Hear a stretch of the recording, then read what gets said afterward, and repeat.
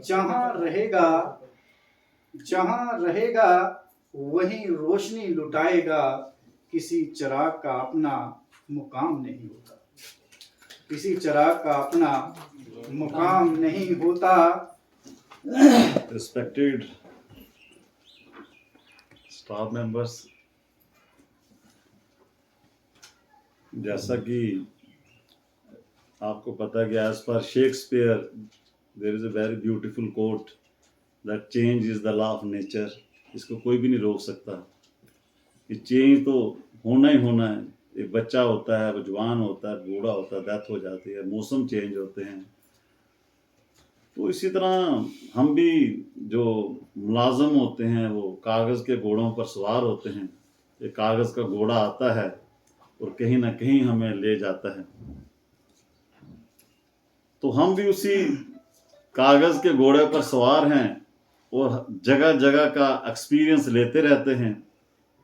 जैसे मैंने 99 में टीचर ज्वाइन किया, लेकिन अंदर आग थी आगे बढ़ने की, तो टीचर तक मैं नहीं रहा।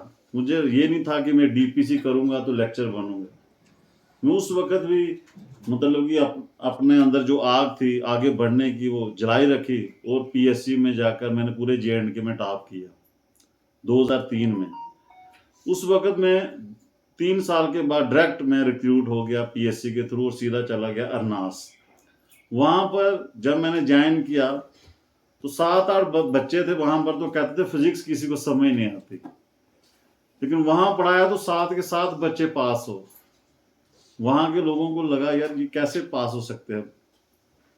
फिर उसके बाद काप होता है, जहाँ पर एक बैकवर्ड इलाका है डंसाल के आगे, वहाँ बच्चों को मुझे नहीं लगता कि जब मैं ज्वाइन किया तो उनको बोला कूलम्स लिखो, तो कूलम्स के स्पेलिंग ही नहीं आते थे।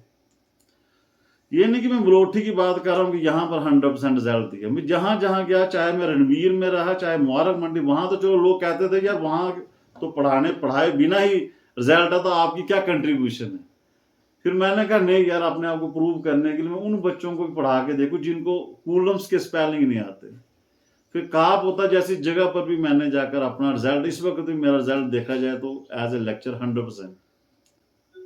तो कहने का मतलब है कि काम का यही है कि आपको अपने काम के प्रति कितनी वफादारी, आपको जो काम मिला है आप कितने उसको डिवोशन कितने, आप क्या भगवान आपको दिखता है क्या इन बच्चों में?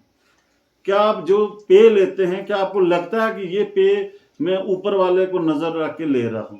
अगर आपको वो चीज दिखना स्टार्ट हो जाए इन बच्चों में या अपने काम में, फिर आपको किसी सिफारिश की जरूरत नहीं है आगे बढ़ने के। तो मैं कई बार, जैसे अभी सर कह रहे थे कि मैं बहुत लकी हूं, तो रियलिटी में बताओ कि वाकई लकी हूं मैं, क्योंकि मैंने कई बार सभी से स्टोरी शेयर की कि मैं 10th तक मैं पढ़ता ही नहीं था। मेरा रिकॉर्ड रहा, मैं सरवाल स्कूल में पढ़ा हूँ, तो स्कूल से भाग जाते थे, बंक करते थे, नहरों में नहाते रहते थे। वो जो स्कूल में बुलाया जाता था, तो मदर मेरी टीचर थी, तो उनको बोलते थे भाई आपका बच्चा ना पास है ना फेल है, तो बताओ इसका करना क्या है, इसको हम इसी क्लास में रखते हैं। मदर कहते थे कि भाई इसको अगर रखोगे तो ये कौन सा पास हो जाना है, इसलिए आप इसको प्रमोट करते चलो, आगे देखा जाएगा ऊपर वाले का नाम, ऊपर वाला देखेगा जो इसने करना होगा। और ऐसे करते करते 10th में जब पहुंचा तो 10th में पहले साल फेल हो गया।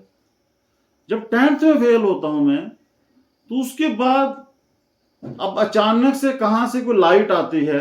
मैंने शायद सर से स्टोरी शेयर की थी कि एक लाइट आती है, रोशनी आती है जो मुझे पढ़ाती है। अदरवाइज मुझे बिल्कुल इंटरेस्ट नहीं था, मेरी लाइन ही नहीं थी पढ़ाई वाली। और रिहाड़ी के जो टीचर रिटायर्ड हुए वो भी अभी कई बार सरप्राइज होते हैं कि कई बार मुझे देखते तो कहते यार आप पढ़े कहाँ पर, कैसे पढ़ गया।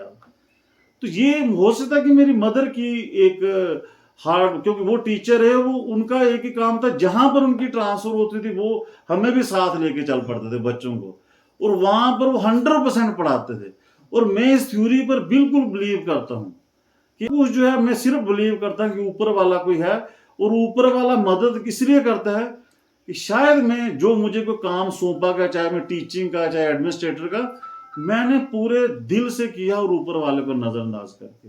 और मैं आपसे भी यही मतलब कि एक मतलब अपने सुजेशन ही है कि जो काम आपको मिले, चाहे वो एक 4th क्लास का काम है, आप उसको अपना काम समझें, चाहे लेक्चर का है, चाहे टीचर का है, चाहे कोई भी काम हो। अगर आप उसको काम को अपना काम समझ लेते हो ना, तो आपके बच्चों की आगे जो आगे कैसे वो फ्लोरिश करते हैं, आपका आगे क्या बनता है वो आप उसके ऊपर छोड़ दो, तो वो आपका सब संभाल देगा। तो यहाँ पर मेरा पहले तो 5-6 महीने तो कोविड में ही चला, मेरा टाइम निकल गया यहाँ पर कि स्कूल में बच्चे नहीं थे, आते थे, सैलरी सूली निकाली, चले जाते थे।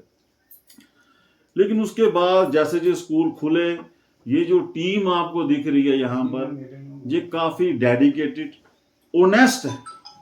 एक तो होता है डेडिकेट, तो ये ऑनेस्ट है, मतलब कि सिंसियर है अपने काम में। अगर मैंने बोला यार मॉर्निंग असेंबली ऐसी एक्टिव होनी चाहिए, चाहे विपिन सर थे, चाहे अभी सर थे, चाहे ओम का, मैं जो भी स्टाफ मेंबर था, सब उधर चल के भी चलो वो एक्टिव करो। अगर मैं नंबर, और आज तक कि मुझे लगता है कि पूरे डोडा, जैसे मैंने अमीना मैडम जैसी रिटायरमेंट, देविंदर सर भी हुए, लेकिन वैसी रिटायरमेंट मैंने भी नहीं कभी यहाँ पर देखी।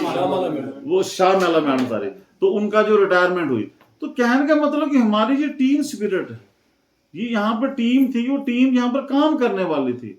और मेरा तो वैसे नाम कहते हैं ना, वो करते हो तुम हो कन्हैया मेरा नाम, और कई बार हम सुनते हैं कई बार सुबह सुबह कि करते हो तुम कन्हैया मेरा नाम, और करने वाला ऊपर वाला है। हर बंदे से हमें लर्न करना चाहिए। लर्निंग तो लाइफ एंडिंग, हम किसी से भी सीख सकते हैं। उस समय गेट कीपर से कोई ना कोई चीज सीखूं। तो इसलिए मैं यही चाहूंगा कि आप अपने, एक तो अपनी जो जॉब मिली है इसके लिए आप वफादार रहिए, कर्म पर यकीन कीजिए, और जिस स्कूल में लगे स्कूल का नाम रोशन करने के लिए जितना भी आपसे हो सके यथाशक्ति, जितना भी आप वर्क कर सकते हो उतना कीजिए, और सपोर्ट कीजिए डीडीओ को। और मेरे से अगर कोई कहीं भी, मतलब ये मैं बोल रहा कि यहाँ पर आपको लाइफ में कभी भी मेरी जरूरत पड़े, चाहे वो समग्र हो चाहे ऐसे भी, मेरे घर के दरवाजे हमेशा सभी के लिए खुले हैं।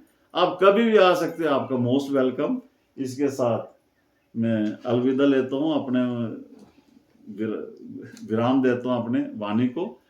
तो इसके साथ सभी खुश रहो, और आप खुश रहोगे तो हम भी खुश रहेंगे। तो इसी के साथ शुक्रिया।